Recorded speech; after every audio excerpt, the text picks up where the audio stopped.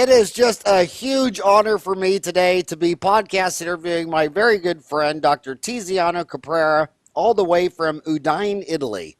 And Tiziano, I met in Phoenix, Arizona for dinner in 1999. He had me speak for his group in 2005. I can't believe that was 11 years ago. He graduated in dentistry at University of Bologna in 1987, so we graduated the same year. He has many publications on national and international dental magazines, including the Farran report, which was the precursor to Dentaltown. He is a brilliant speaker at national and international seminars and courses. I wish I spoke Italian because your YouTube videos, I can see they just look amazing. He wrote 2 books, How to Manage a Dental Practice and Get Out Alive, and I Hate Dentists, But Not You, Doctor. Co-wrote with Professor Carlo Gastamaccia, Management of Dental Practice, organizes courses for college and for dental assistants about practice management and communication in the dental office.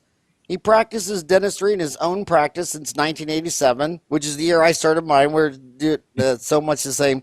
Associate Certified Coach of International Coach Federation, journalist with the Journalist Board of Friuli, Venezia, Giulia, Italy. I'm sure I butchered all those names, but I just want to say, first off, that it is amazing that you can give a dental interview in another language than your native tongue, Italian. I couldn't give a one-word dental interview in Spanish, Italian, in another language. They always say if you only know one language, you're an American. So my hat's off to you. How are you doing these days? Very good, thank you. So, you are, in my opinion, the #1 expert in Italy on practice management for dentists in Italy. You've lectured extensively. What do you tell your colleagues to try to improve their business so that they're more successful? What is the theme of your message? The suggestion to the colleagues, the name of my last lecture is How to Manage the Practice as a Professional in a World of a Businessman. And I suggest 5 successful steps. The first step is external communication, as we said before, but in professional way, with the creation of a good network with the doctors, with the other person in our area. The second successful step is improve communication skills, improve a human relationship. Like as we said, I really convinced that we exist as a dentist, thanks to the dentist-patient relationship. This is our strongest point. The third step, I learned this in America, in USA. Dentists, don't be your own worst enemy, no?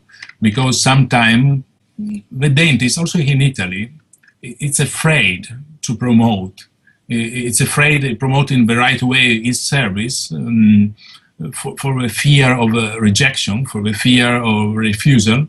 So in this way, the dentist became the first actor of his own crisis.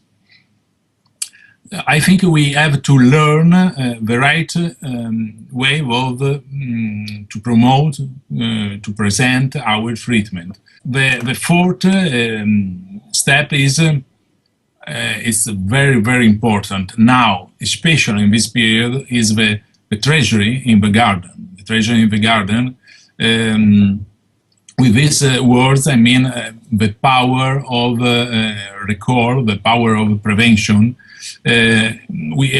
Don't leave, as you say, don't leave the patient from the back door. I always consider my patient like in life therapy. The patient is in life therapy because the problem with the mouth is a life therapy. So I consider my patient life therapy. I want the patient remain in lifetime in my practice. And the last step is cost management and cost analysis.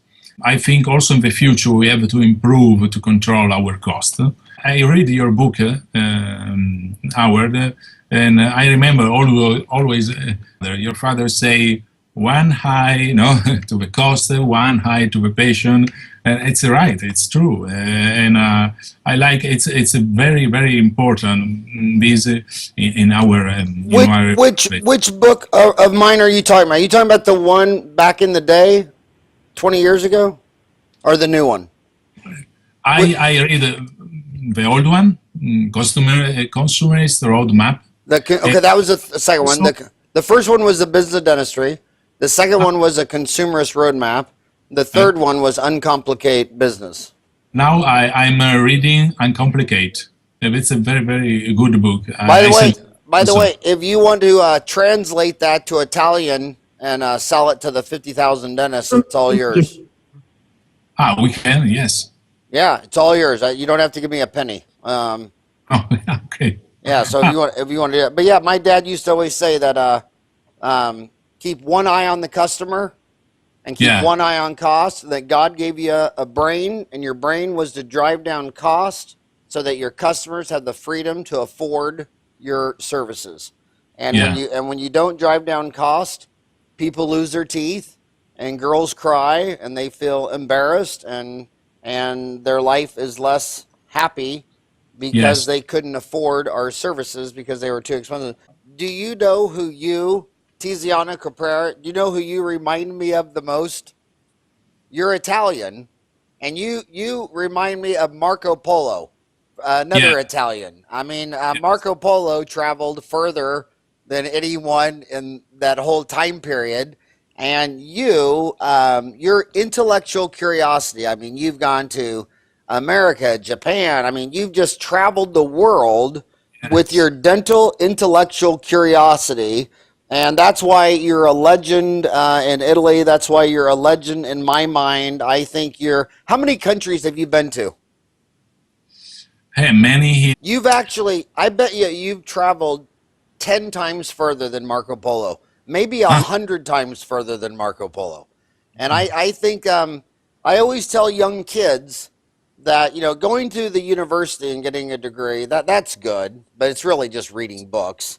But I still think the greatest education you can get is to get out of your country and go see the world, because it really makes you understand your own tribe so much better when you see people living in other tribes and they're all trying to do the same thing. They're all trying to eat and drink and fix their teeth and live in a house, and everybody on earth is the exact same human, but their different customs and cultures produce different outcomes. And the only way you can really see that is traveling the world. And I think one of the reasons you and I are so aware of what's going on is because we've traveled so many miles and met with dentists in so many cities, so many countries.